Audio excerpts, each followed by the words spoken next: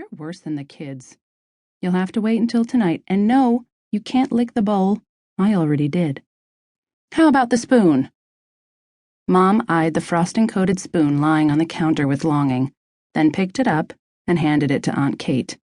Ugh, she sighed dramatically. The sacrifices I make for my family. You really don't know where Graham is? Jennie pushed away from the wall, irritated by their lack of concern. They looked at her as though she'd just committed the social blunder of the century for interrupting their conversation. Jennie didn't apologize. It wasn't her fault they had been too engrossed to notice her. It's nothing for you to worry about, Jennie. Mom wiped her hands on a towel and flicked the limp auburn bangs off her forehead. You know the McGrady side of the family has always been a little, eccentric, especially Graham. Good choice of words, Susan. Aunt Kate licked another glob of gooey white frosting off the spoon. Eccentric. Kate stretched it out, using a British accent, and making it sound as if she were describing royalty.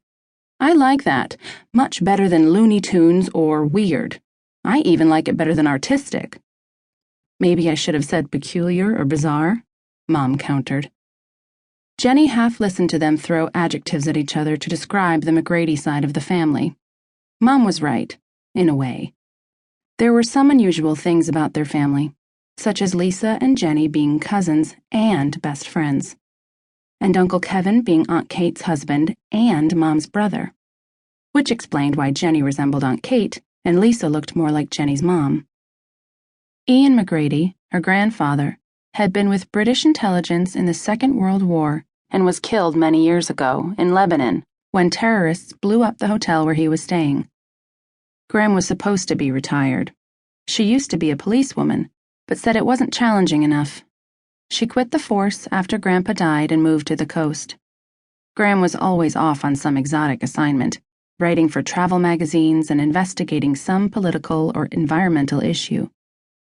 Aunt Kate, who was Dad's twin, worked as a professional artist. Not that being an artist was all that weird. It's just that the way she combined colors and shapes, it seemed she never heard of the word normal. Jason McGrady, Jennie's dad, was a pilot. He'd been working on a project for the government when his plane went down. A wave of panic rose and crashed inside her. What if Graham's plane... Jennie stopped, realizing she'd said it out loud. Mom and Kate went white. Jennie had a hunch they were remembering that day 5 years before, when the police told them Dad's plane had disappeared during a storm. He'd called in a distress signal to the Seattle airport, then lost contact. The authorities figured he'd flown off course and gone down in the Pacific Ocean. They never found him, and after a few months decided he must have died. Jennie didn't believe it. Dad was still alive. Somewhere. She could feel it. I don't think we need to worry about the plane, Aunt Kate said. She didn't take the Cessna this time, flew up on Alaska Air. We'd have heard if anything happened. If Graham is missing, Jennie argued, shouldn't you call the police or something? Your mom is right, Jen. I'm probably overreacting. Besides, your grandmother can take care of herself. With all those self-defense classes she's taken over the years, I'd feel sorry for anyone who dared mess with her. Kate laughed, then sobered. Still, she is nearly 60. I'll call the Johnsons. Since Ryan picks up Graham's mail and does her yard work when she's gone, he may have heard from her.